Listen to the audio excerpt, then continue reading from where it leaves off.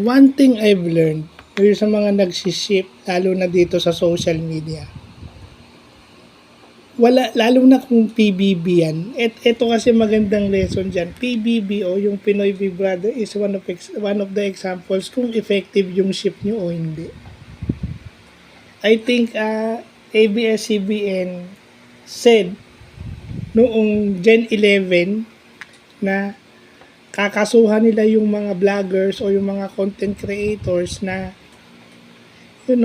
over the line o below the belt na dun sa mga house.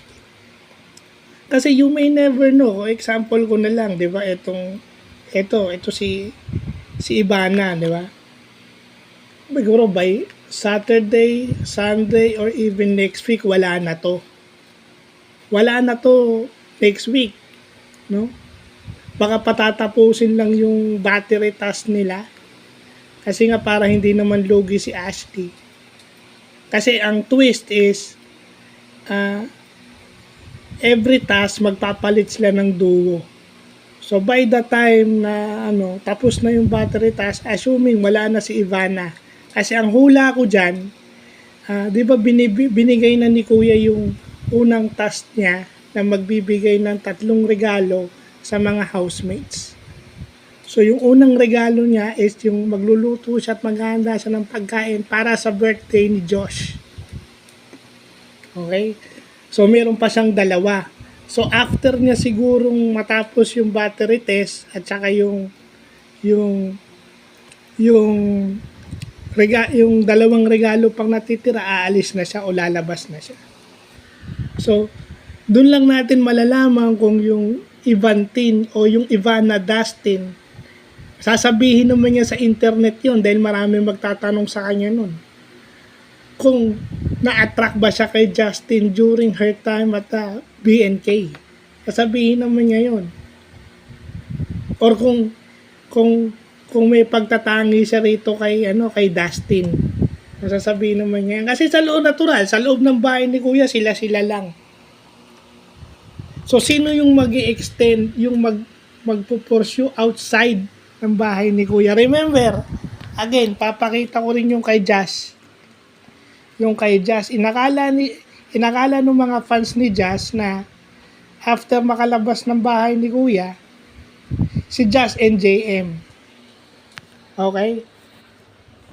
Kasi sila naman talaga yung una. And I think, marami nagsasabi, inakala rin ni Jazz na sila. Kasi ngayon sa lumabas doon, nung taibig si Jazz na antayin mo ako, parang ganun, nag-assume sila. Okay? Nasa loob pa ng Big Brother house yun na hindi pa lumalabas yun. So tignan na lang natin, pag nakalabas na tong si Ivana, ipupursue ba niya si Justin? Or, kung sino man yung unang mai-evict, kasi 2 yung mai-evict eh. Every eviction night, 2 yung mai-evict. Kung may kakulab, okay? Yung pa yung isang iwan ko. Kung makikipag-collab si Ivana doon sa 2, okay? Doon sa 2 o 2 housemates na na-evict na nakasama niya. Hindi pa natin malalaman yun. Kasi hindi natin pwedeng yung Ivana natin. Although sige, may gusto talaga si pero kita nyo naman nahihiya si Dustin. At saka wala pa tayong nakikitang video na solo silang nag-uusap. Wala. Yung kausap lang yan na solo si Will. Si Will Ashley na parang ate. Ate lang siya nun. Diba? So yun lang yung natutunan ko, no? Kasi ang hirap dito sa mga tao, kagaya nung sa TikTok, di ba nag-comment nga ako nung isa, thank you dun sa mga nag-like. Sa mga nag-heart, thank you dun sa 50. Kasi hindi nyo kasi tinitingnan yung ibang videos. Sabihin nyo, galit si iba, binabash nyo dahil isang video lang nakita nyo. What if kung makita nyo yung ibang video na nag-uusap na sila? At saka before na mini-make up yung inaayusan ni Ivana si Charlie. Okay, okay, yun na lang ang isipin nyo.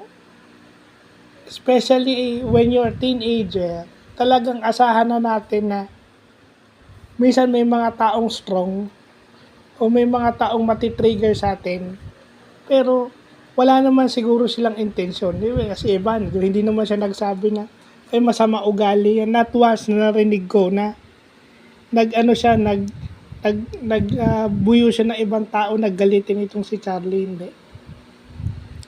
So bago nyo, hindi siya pinagtatanggol ko siya kasi masyado siyang nababash online. Sa bagay, knowing her, hindi naman niya sasagutin yung basher. At saka yun, paiba-iba yung sagot, yung mga celebrities, paiba-iba na sagot niyan sa mga tanong.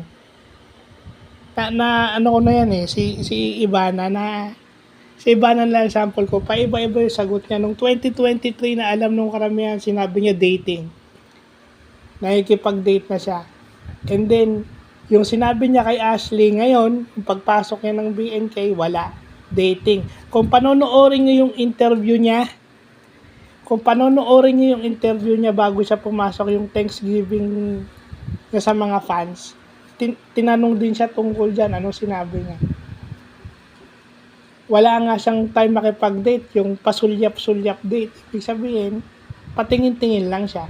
Dahil wala nga daw siyang oras.